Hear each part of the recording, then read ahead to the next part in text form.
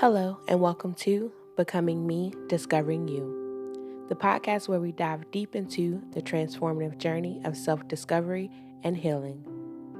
I'm your host, Quan, and through my raw and authentic conversations, I'll be sharing my own personal journey of becoming, offering insights, lessons learned, and strategies that have helped me along the way. But this podcast isn't just about me, it's about you too. Whether you're seeking guidance, healing, or simply a space to reflect and grow, Becoming Me, Discovering You is here to support you in every step of the way. So grab a cup of tea, take a deep breath, and join us on this path of self-discovery and healing.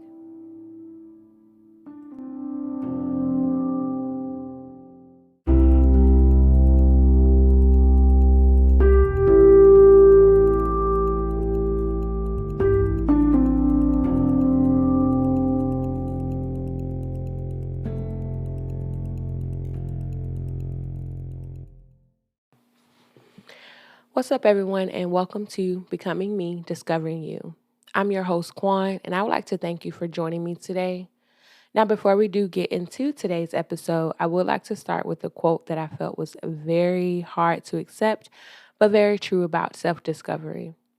The quote is by H.W. Shaw, and it states, "It's not only the most difficult thing to know oneself, but the most inconvenient one too." Now, what I felt to be the hardest part was that it can be inconvenient. I felt like it was the hardest part because it was the truest, it was the truth. I feel like it is inconvenient to be who God made you. Um, it's more convenient to be something that other people want you to be. Now, I do want to hear what you think. Do you think it's easier to be what others want you to be, the norm, following society, or do you feel like it's easier to be who God made you? Is it harder to be who God made you? Is it harder to be the person people think you should be? You can let me know by going over to our Instagram page at becoming me underscore discovering you and leave your comment under today's post, letting me know how you feel. But if you are listening to me on Spotify, you can leave us your feedback under the Q&A for today's topic. And I will read a few of them in the next episode so that I can see how you all feel, where your mind is about the quote. And I will read them on the next episode and maybe find something to speak about in future episodes or in the next episode as well. Now, I do want to get into what today's episode is going to be all about. Basically, it's just a little background on who I am, what this podcast will be all about, and why I wanted to start this podcast. I really hope that you all enjoy, but most of all, I hope that I hope that I am able to help someone else through their journey to self discovery. So, just a little basics about myself. My name is Quan. I'm 35 years old. I'm from a small town in Georgia. I currently work in a call center. I've been doing that for about 10 years, and I'm ready for a change. I'm ready to start on a path of working for myself. And with that being said, I do own an online boutique where I sell handmade candles that I make and all of that. I will leave information if you're interested about that. It will be linked below. I will have that link below, as well as you will see the link to that Instagram page on our Instagram page as well. Now, I do want to get into why I started this podcast. I've been wanting to start this podcast for about a year. But I could never make up in my mind what I wanted to talk about. I never knew what I wanted the podcast to be called. I never knew what I wanted to discuss on the podcast. So that's why I held it off for so long. I have been trying to discover myself for about the last 17 years and found that it has been really tough and find myself asking, is there something wrong with me and why I'm the only person who cannot figure out why the hell or what the hell my purpose is.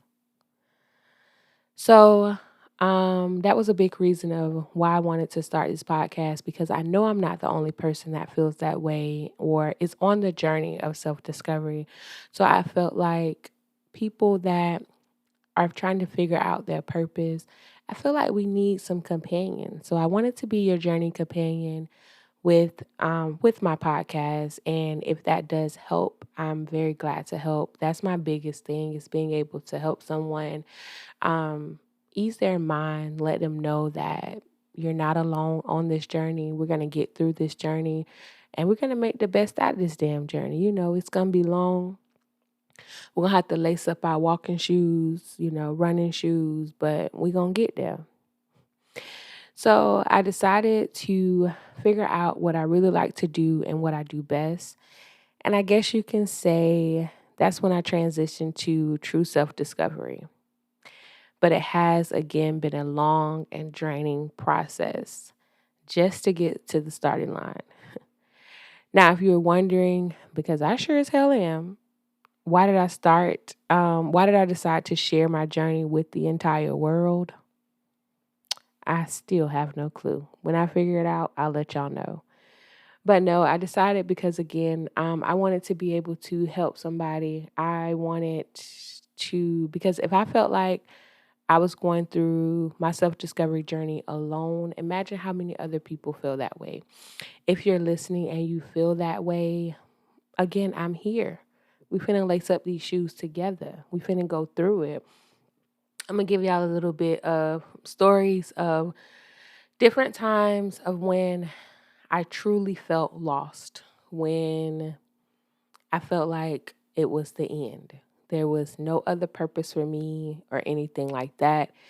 Now, before I do get into it, I am going to just give a little story time today of my first because again, as I stated, I've been on this journey for 17 years. So like the first part, not, the first part of the years, it was basic, it was the basic self journeys. I was in my teenage years. I told y'all my age, so I was in younger years then when I was in that journey of trying to figure out who I was. So I was just at the beginning parts of my journey at 18, trying to figure out what I'm going to do. Am I going to college? I'm going to the military, which I knew I could not be all I could be because I was not built for that. So I had to make college work. And college didn't work at first. Not going to say it did. It did not. College did not work for me. If you are somebody who is currently in college and you don't feel like it's for you, please try to figure something else out because I got the debt to tell you that it is not. It's not a free ride. So when you become my age, you start thinking like, I should have just finished in 4 years. Now, I do have a college degree. I do. I have an associate's in accounting. It took me. If you know what an associate's is, I can't even speak right now, y'all. If you know what an associate's is supposed to take you 2 years. My associates took me about 4. So why don't I have a bachelor's? Oh, because I played when I first went to school, I didn't take it serious. I wanted to continue to run up and down the road from when I went to school about 45 minutes away from my hometown.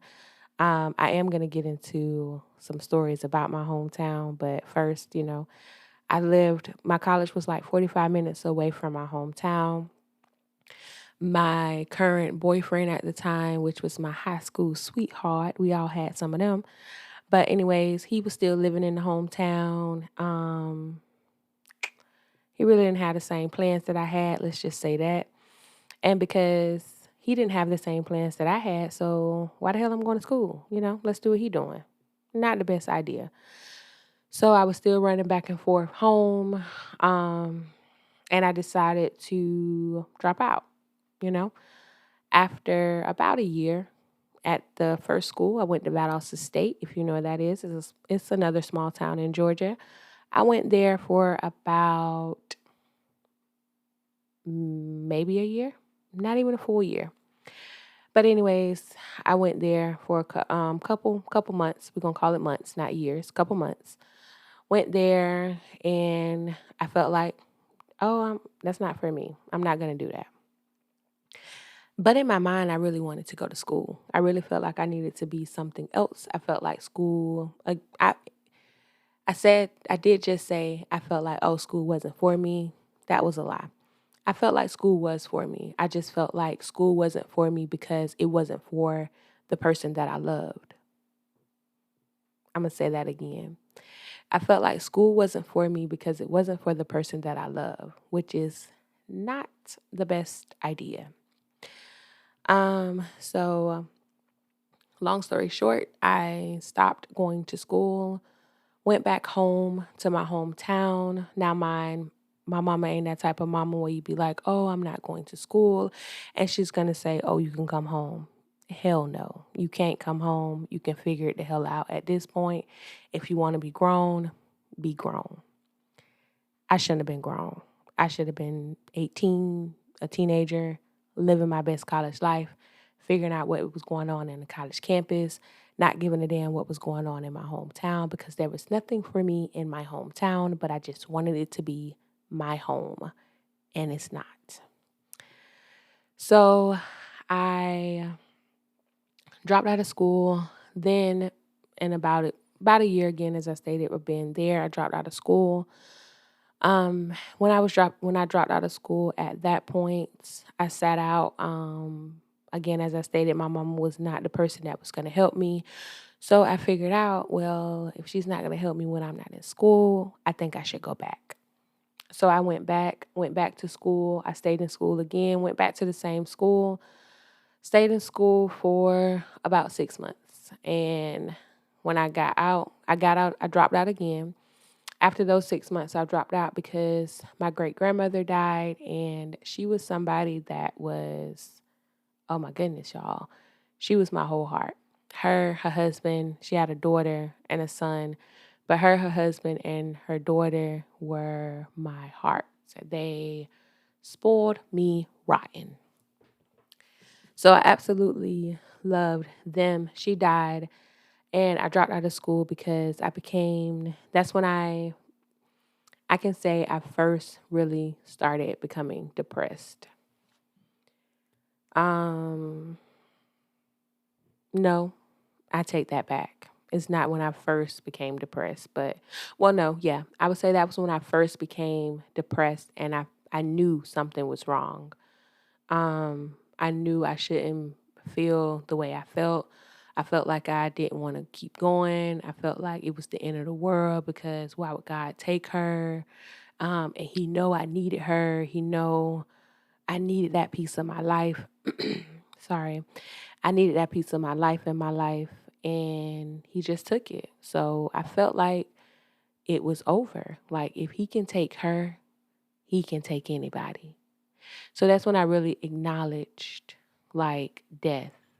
It was her husband died, but my granddaddy died, and when he died, I felt the same way. But it was more of a it was I felt that same way, but I knew like okay, I'm still okay because she here, my aunt Dolly's still here, so we okay. We got each other. And then she died, and I felt like what the hell? And then my aunt Dolly died, and I really felt the depression. And not only did that part of my family died. Just to give a little background, they were my great grandparents, and she was my great aunt. They were my dad's grandparents and his aunt, and they were the only part of the family that I had left of my daddy. My mom and my dad got a divorce when I was 15. I lived with them for 15 years. They were married for um I don't know, I think about 18 years maybe. I may be wrong with that. I don't know. But they were married for a long time. They were married for as long as I can remember. I was the only friend that had a two-parent home that I thought was great. I thought was perfect. I thought nothing could come in between that, but it did. Um it was for the best. I'm not going to say it wasn't. At that time it wasn't for the best, but the older that I got, because again, me and my mama are close. Sorry. Me and my mama is very close. We are down like four flat tires, and my she has twins now and with two spares. So we are very close. When it happened, we discussed, why it happened, why she felt like she needed to leave or whatever. So I understood that part because, again, I told y'all, I'm a fixer. I want people to be happy. So I felt like if that was gonna make my mama happy, that's what she needed to do, because she needed to be happy. Who wants to be on this earth and not happy? So I felt like it was good for her. And I was thinking like, it's okay. No, my parents are not in the same home, but I still now finna have two extra parents. If my mama decide to get married, I'm gonna have a extra daddy, and if my daddy get married, I'm gonna have an extra mama. Who don't want more than two parents? That's the blessing to me. I felt like that was gonna be a real blessing, but it turned out to be hell. So, just a little bit more background on my relationship with my daddy. As I told y'all, I'm real close with my mama. And we've always been close, but we got closer after the divorce. Like, I knew my mama had my back when nobody else did. So I knew that. I always knew that about my mama, even when she was married to my dad. But I'm a daddy's girl. I'm just going to say it straight up. I was a daddy's girl. I was the girl who hung with her daddy and his friends. I went to the car wash with my daddy. I fished with my daddy. I did anything possible. Watch sports with my daddy. That's the reason I like football now. Go Noles. Um, I did all of that with my dad. So when you think of a divorce, you think about the parents separating. You don't think about there's a possibility that when your mama leave your daddy gonna divorce you too. How that work? So that's basically what happened to me. It's kind of hard because I'm over it, but it's still a sore spot. Um, he decided that he no longer wanted to quote unquote deal with me. He felt like since my mama decided that she wanted to leave, then why should I be your daddy? That's how I took it. That may not be how he felt, but to me, I'm big on your actions speak louder than your words. And he taught me that. He taught me that because in my mind, my daddy's still going to be there. Why would he leave me? I ain't got nothing to do with him and my mama. That ain't got nothing to do with me. I'm just a child. That's in my mind because I was always raised stay in a child's place. So I remained in a child's place because I knew I was going to continue to be his child. So why would he not care for me? Um so it basically was he decided that okay, your mom's leaving, so all I'm going to do is pay child support. Anything extra you ain't getting, ask your mama. And I'm not a big materialistic person. I've never always, when I call somebody, all I want is money. No, that's not me. That's not what I was looking for my daddy for because at the end of the day, like I told y'all, my mama always made sure I was straight. What I always received from my daddy when they were together was that love. That, oh, this my daughter. Like, we really, like, this my shadow. I look just like him. So when he stopped that, it made it hard for me. And it made it even harder because when he got remarried, as I told y'all, I felt like it was going to be a blessing to have four parents because my mom ended up getting married, getting remarried.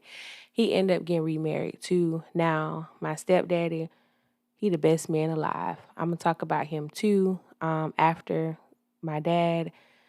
But my daddy just decided to be, to be absent. So that's that. I don't want to go. I was gonna go deeper, but I don't want to. I don't feel like I should. We're just gonna say he felt like that he didn't have to do what he needed to do. So that was something that hurt me to a point of what it really started making me question what's my purpose then? If I can't even continue to be a daughter to somebody, then what is my purpose? What did I do? So that was something that really caused me to close up. I'm not going to say become depressed because at that point I was mad. I wasn't even depressed. I was mad as hell. I can be a very angry person sometimes. So instead of crying or, being upset about something, I just got mad and I didn't know any other way to take out that anger other than hate him. About 2 years ago, I just really started liking him. It's sad to say that I don't even know if I can really love him right now. I want to because I know you're supposed to honor thy parents. I really want to love him. I don't hate him. And I feel like that is a big step for me because I hated him for, I can say, over 15 years. I was 15 years old when my mom and my daddy left, when they separated. So for about 15 years plus, I really, really did not like him at all. So that's something that it just really made me angry. It made me lose a piece of myself because I didn't know who I was after that. Because to me, I felt like when I was younger, somebody asked who I am. I'm Michelle and Maurice's daughter. I prided myself on that. Really prided myself on when somebody would say, "Oh, Lil Maurice," because that it was my idol. I loved him with every part of me. And he decided to just throw me away. But God does work in very mysterious ways because I told y'all my mama got remarried and the guy that she married, he had to be an angel. I've never told him how much it meant to me, or not even meant, how much it means to me for him to accept me because I didn't accept him. Trust and believe that. As I told y'all, I was a daddy's girl. You was not coming in to be my daddy. He was coming in to make my mama happy, to get my mama back to who she's supposed to be with her love life, because she's a very strong person on her own. But you were meant, in my mind, he was meant for my mama, and that was it. He was meant to complete that piece that she was missing. That's how I thought about it when I first met him, when she introduced me to him as this is her person. So in my mind, that was just her person. That wasn't my person. I was still trying to figure out how can I make my person, my daddy, be my person again. I was still focused on that. And he knew that. He didn't pressure me to be something he wanted me to be. He didn't pressure me to to like him. He didn't make me like him.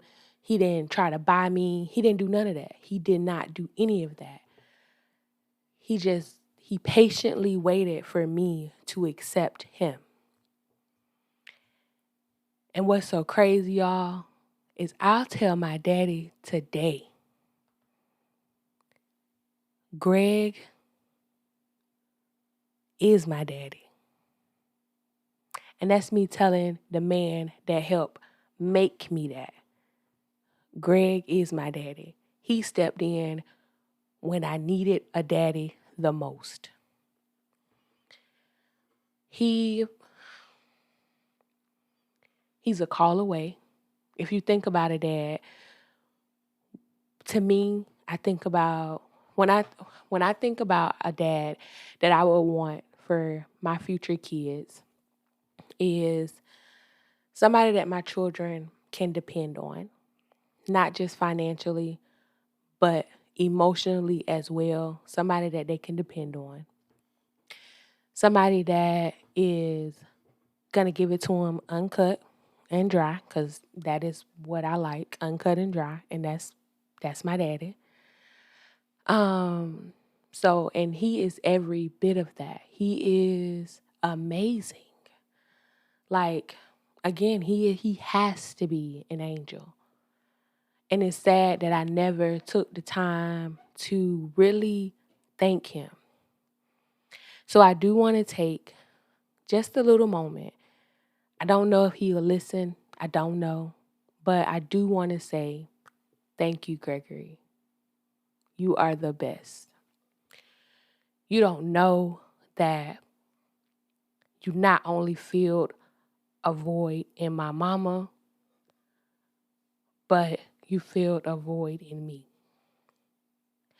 You made me realize that I can be loved, and not just by my mama, because every little girl yearns for a daddy's love. And you really made me realize that I deserve that too.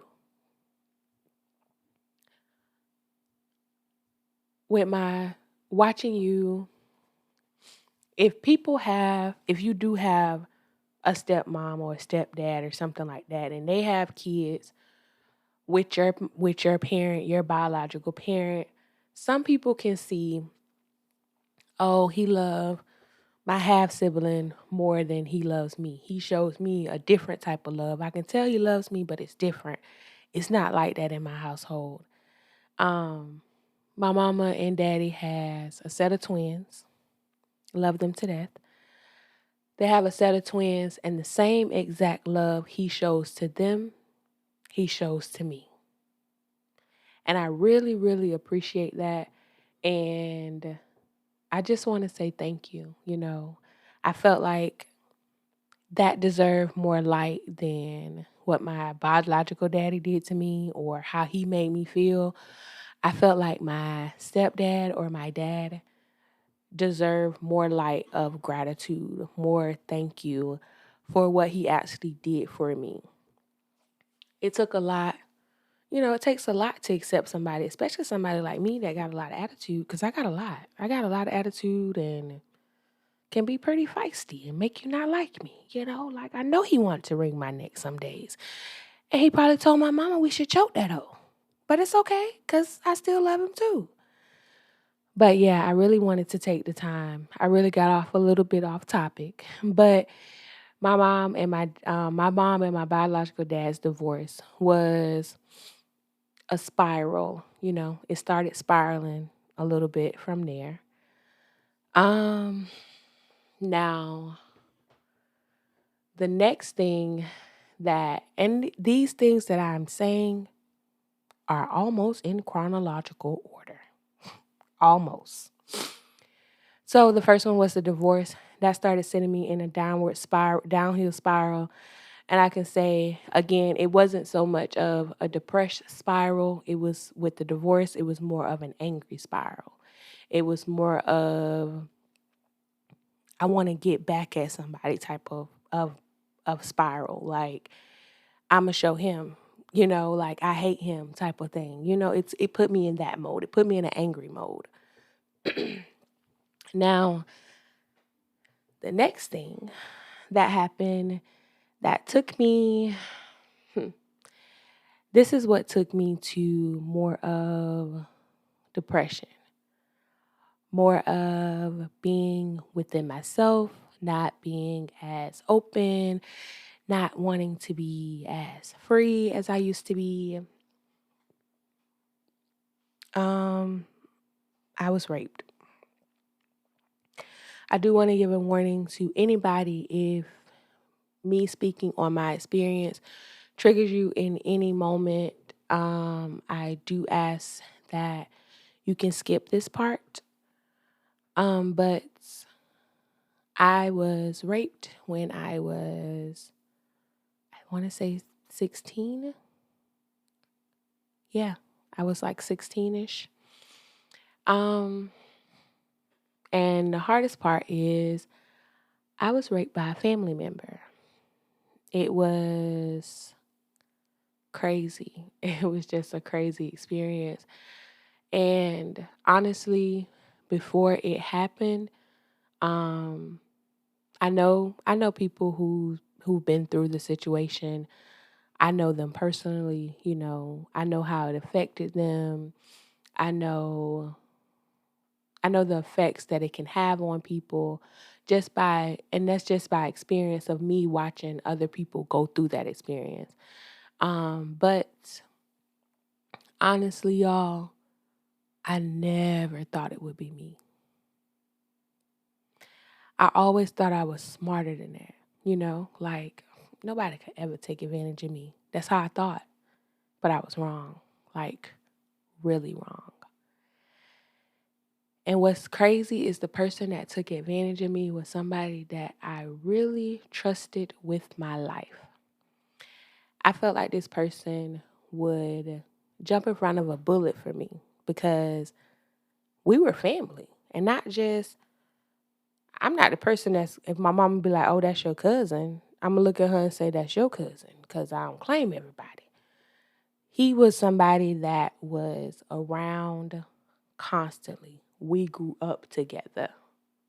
So I didn't feel like it would be, that's nobody, like to me, like, what he gonna do to me?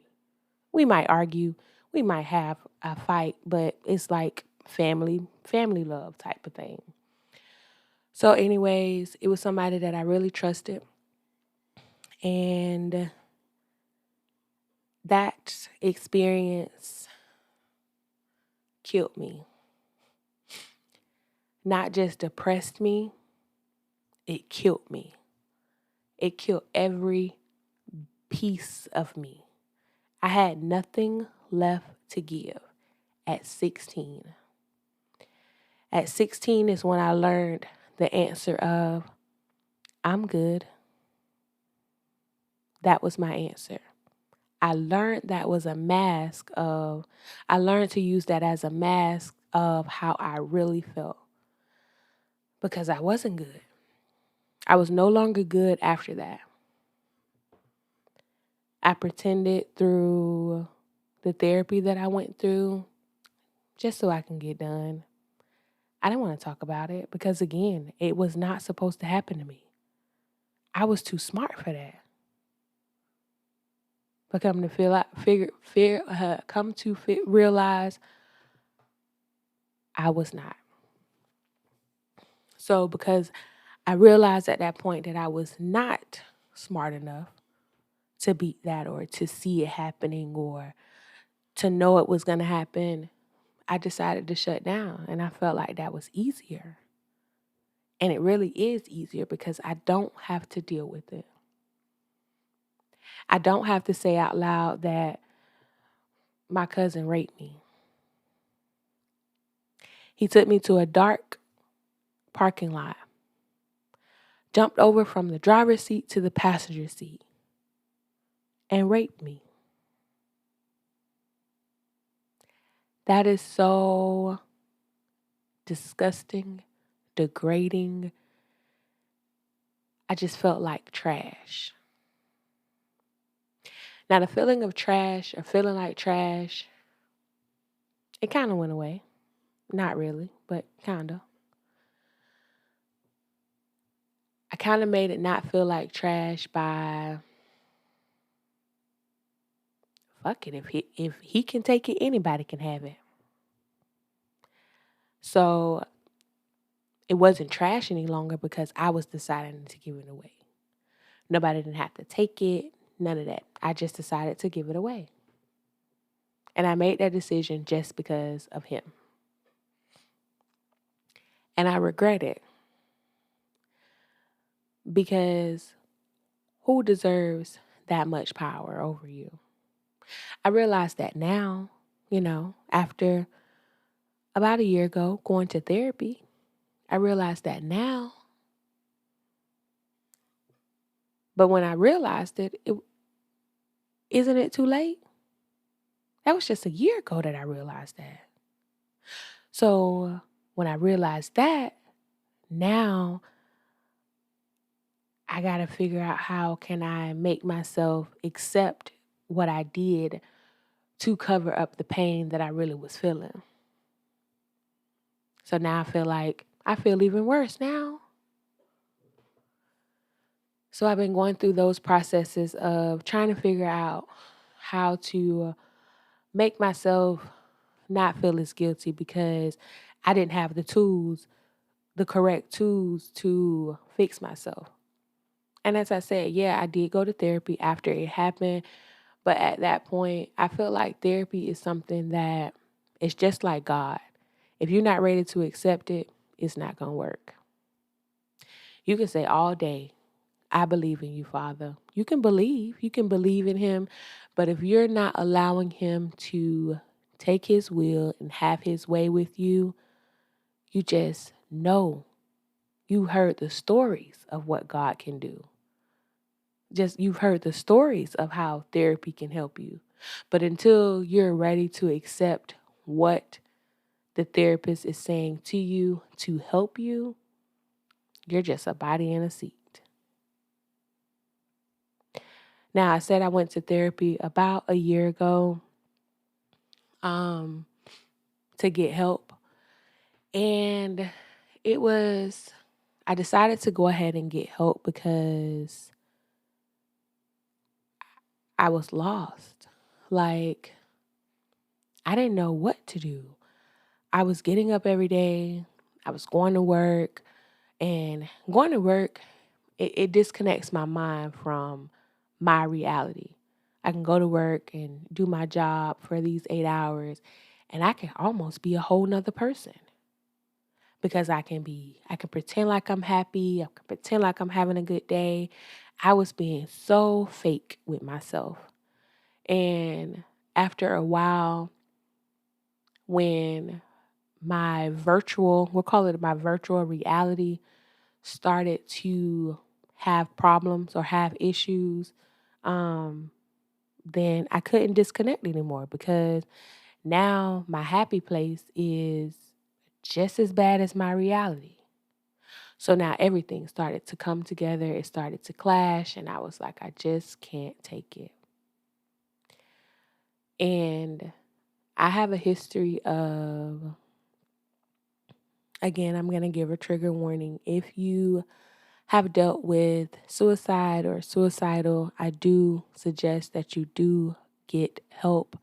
You do reach out to speak to somebody. It can be a close friend, but tell somebody.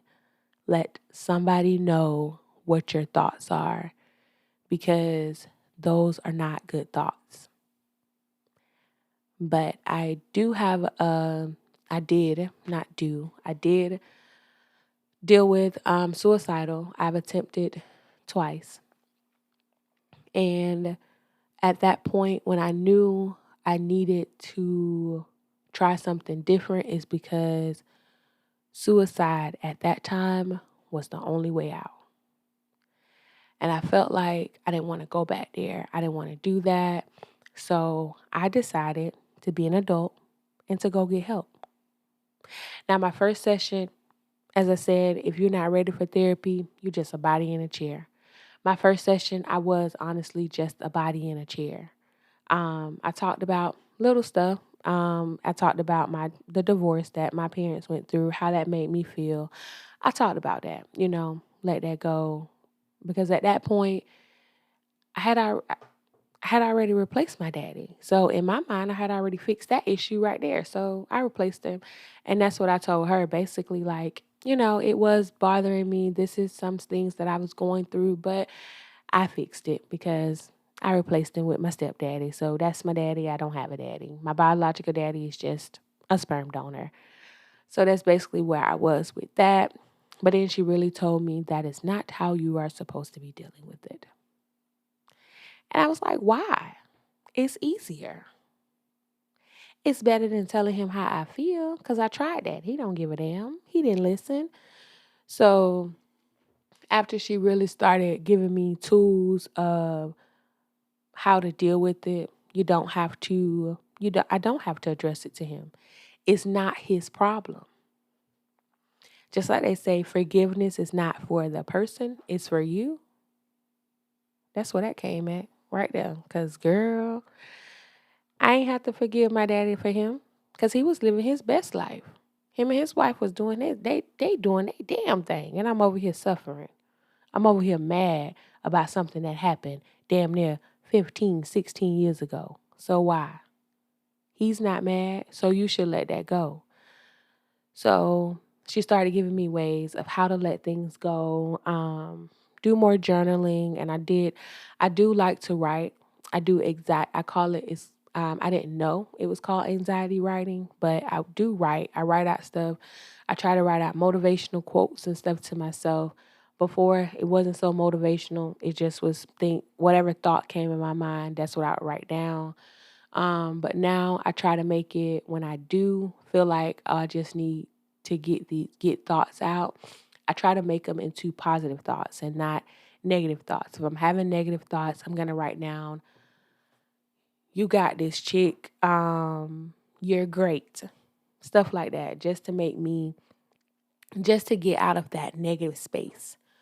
So those are some things that I felt that I needed to, deal with. So I did decide to go to therapy for that. And I really feel like it was the best thing for me. Now, I did stop one. I do need to find me another therapist because I feel like right now, therapy should be at least for me once a month. I do feel like I need to go to talk to somebody at least once a month so that I can continue to be on the right path because I find myself drifting to negativity a little too quickly. If I feel like something's not working, I feel like I can just give up. So I do feel like I honestly feel like I need to find a therapist that I can talk to at least once a month, virtually, whatever it is. I have been looking. So I am in the process of finding me a therapist. So that's something that I'm working on really, really bad. But we are currently getting that together and all of that. Now, I do want to go in from those dark situations that took me on a downhill spiral where I felt like before I went to therapy a year ago, when I was still within that, this is again between like 16 and 17, somewhere like that. So really, I've been on self discovery way before those times. Not really. I'm going to say I started losing myself at these times. So there was the divorce, the rape, and then after all of that, the guy that I told y'all about at the beginning when I said I dropped out of school so I could run back and forth to see him. Yeah, him. I thought he was going to be that one. When that first love, when you be thinking like, oh, you be writing your name down like Mrs. Jones, Jared and Mrs. Jones, Jared and Quan. That's not his name, y'all. I'm just making one up. But you be like, Jared and Quan forever. Mrs. Jones, this is the color our wedding is going to be. He was that nigga, but he wasn't. After, you know, thinking I found the one, we've been together, we made it through after high school and all this and that. We still together. We was together for about 8 years. Yeah, we was together for about 8 years. So after I told y'all I dropped out of school after the second time, or maybe the third time, I'm not sure. But one of those times when I dropped out, me and him got into some trouble. We don't, some I shouldn't have been doing. So we got into some little scuffles, some little issues or whatever. And he ended up moving. We both from the same hometown. He ended up moving from our hometown to somewhere else. Still, I didn't want to move, I was still young, so I was like, I don't want to leave I don't want to leave where I'm from. This is where I'm from. This is what I love. You should come back here. That mindset. But we kind of made it work. I was traveling back and forth from our hometown to where he moved to. I was doing that. I did that for about 2 years of him living there. And there was this chick, that kept showing up. Every time I came, she wanted to come. She wanted to see what was going on with me. And I told him, hey, you need to cut her off because let's just say she mean you no good. And he didn't believe that. So anyways, long story short, he cheated on me. He got a baby. Now, that's not too surprising because ish happens. We were young. I was mad because again, Mrs. Jones, my colors was gonna be midnight blue and what was colors? I want to say midnight blue and cream or something like that. Something. It was back in the days, y'all. But anyways, I had already made up our colors, what they were gonna be. We were gonna be together forever, and then he cheated on me. So I was already kind of a sheltered person, but with him, I had let him in. He knew everything. He knew everything that happened to me. He knew what I was going through. He knew why I was having a bad time. He knew when my people passed. He knew how that made me feel. He was that person. I could be Quan with him. And when I say I can be Quan, I could be vulnerable. I could cry. I didn't have to be strong. I didn't have to be, I'm good. I didn't have to be that person because he was my person. And he wasn't supposed to do that. And then he turned around and he did what he did. Now, the part that I feel where sometimes I wonder, should I have just accepted it? Because I wouldn't be alone. Like right now at 35, I don't know if I would be alone because I would accept it, what he did. We would have still been together. We could have still had a midnight blue and cream wedding, and it would have been all hunky dory. And it wouldn't have been no issues with me. I wouldn't have felt the way I felt. I would know who I am. I would live my cookie cutter life. But I started thinking, you know, after again being on that self discovery journey and starting when I first started going into therapy, knowing that's when I realized I need therapy. We need this in my life. When I started giving those things to her, she started giving me reality. That is not what you needed. God makes things happen for a reason, Quan. That's basically what she was telling me. And with saying all of that, everything that I just told y'all, God made that happen for a reason. God let it's hard to say it, but I'm going to say, God let my daddy walk out my life for a reason. And that reason was to show me what a real man's supposed to be. Because I would have never knew that.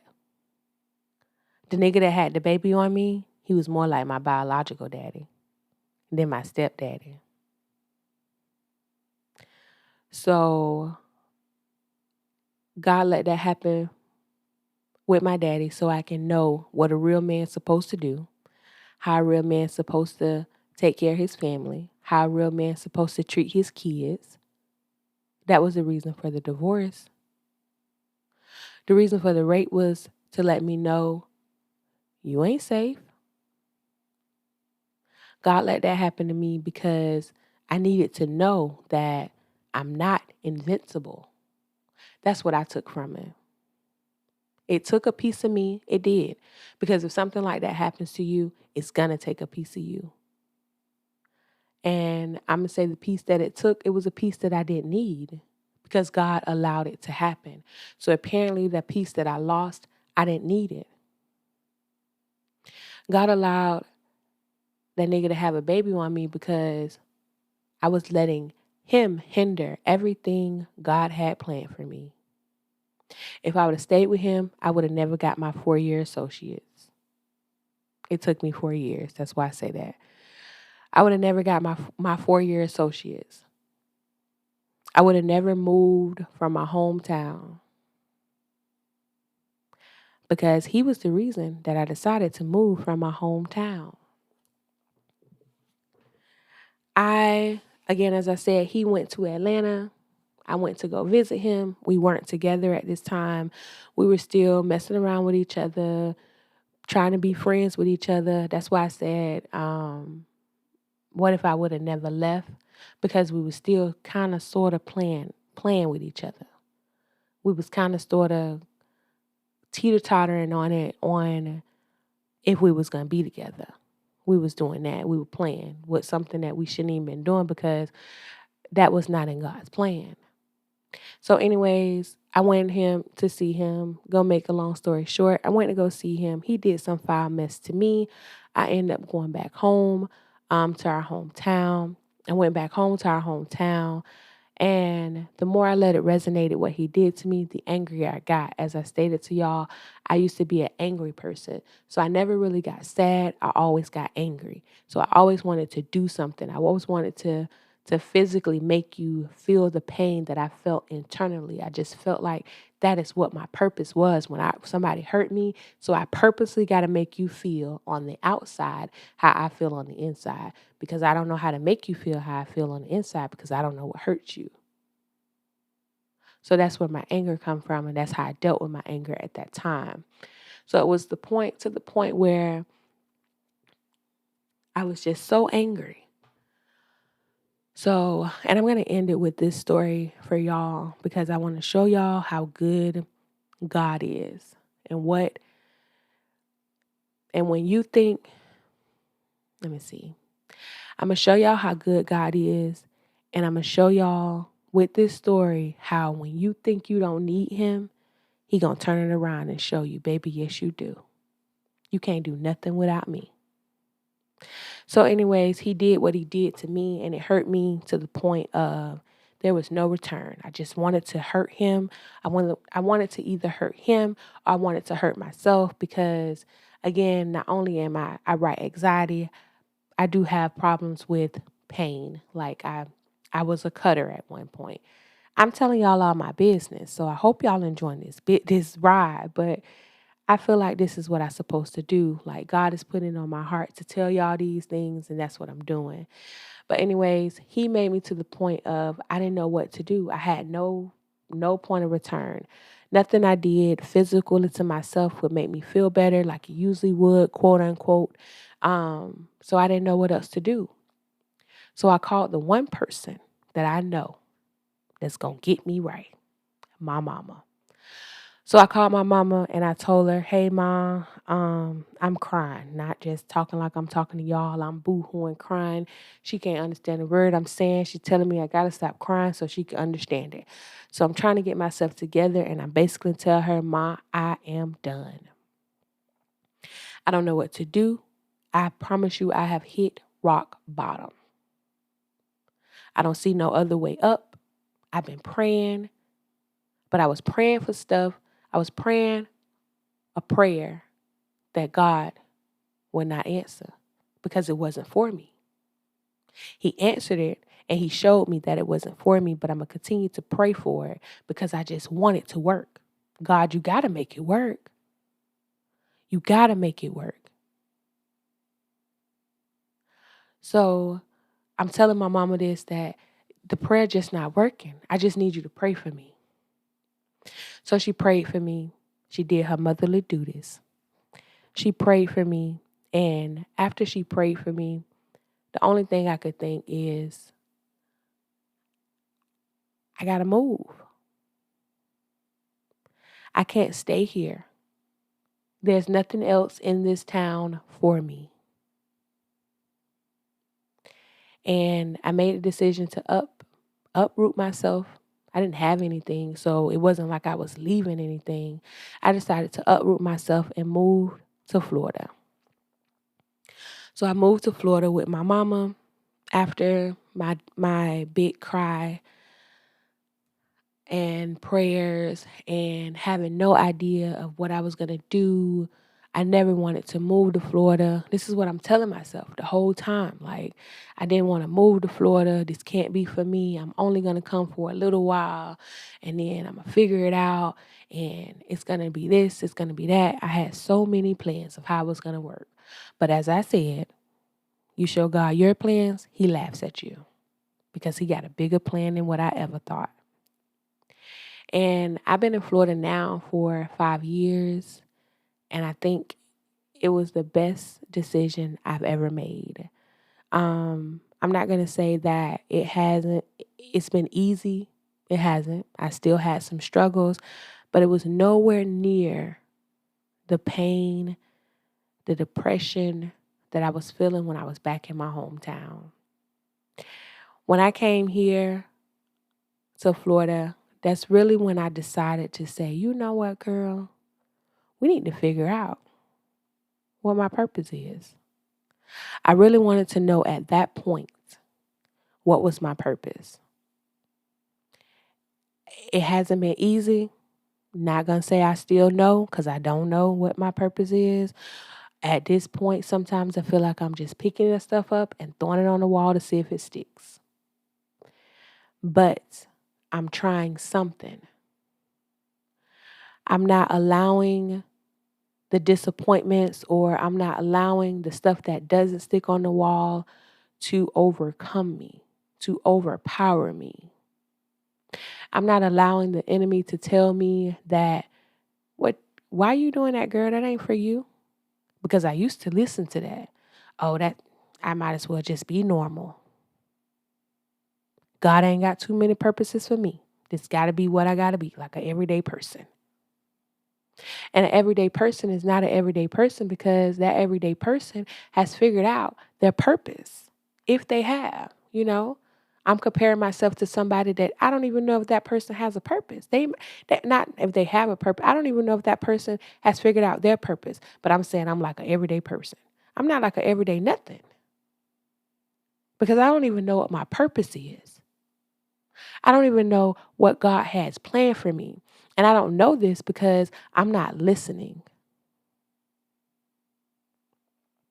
I wasn't listening to what he was giving me. I wasn't taking the lessons that he was teaching me and making them into something different.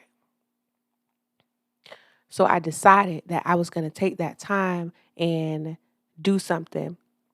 I was going to listen. I was going to figure out what God has for Quan. And for me to do that, I got to give it all to God. It has been the hardest thing to give control over to God because you can't see it.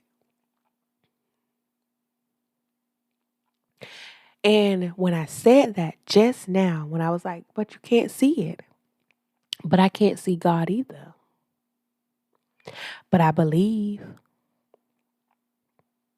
I have faith that he sits high and he looks low. I have faith enough in him to pray for my family. I trust him enough with my family to give them to him. But when it comes to me, sometimes I feel like, do I deserve it? I don't know. but I want to know. So for me to figure that out, I'm going to really take my mustard seed and believe that it's going to give me something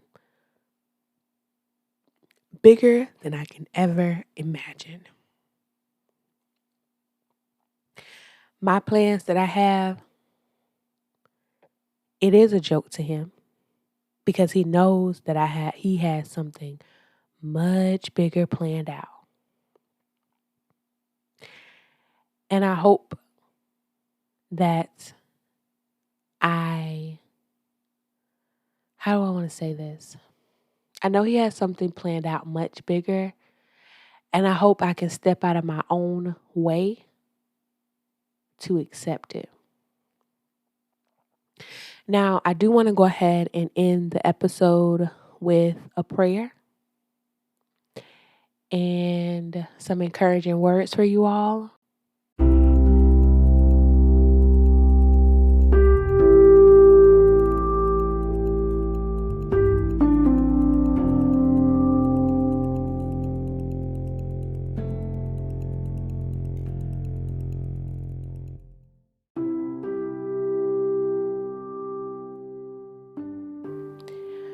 Father God, I come to you today giving you thanks for allowing me to get through this podcast, even though knowing I was nervous and scared to do it. But I did make it, and I know it was all because of you. And God, I ask that you bless each person that is listening to this podcast. Allow them to listen to their hearts and hear what you are telling them. I ask that you walk with them on their paths to self-discovery and figuring out what their purpose is in life. I again thank you, God, for giving me the strength and allow me to see each day. In Jesus' name I pray. Amen.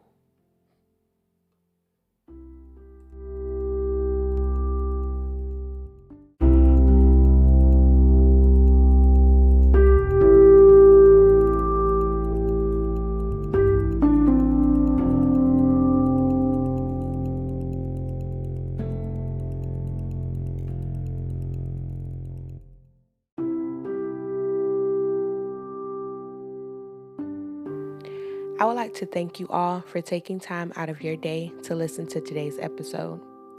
If you would like to leave some feedback about today's episode, be sure to head over to our Instagram at becomingme_discoveringyou and drop your comment under today's post. It will also be a great help to the podcast if you would leave some feedback as well as rate the show. But until next time, always remember, becoming is a journey, not a destination. Have a great day.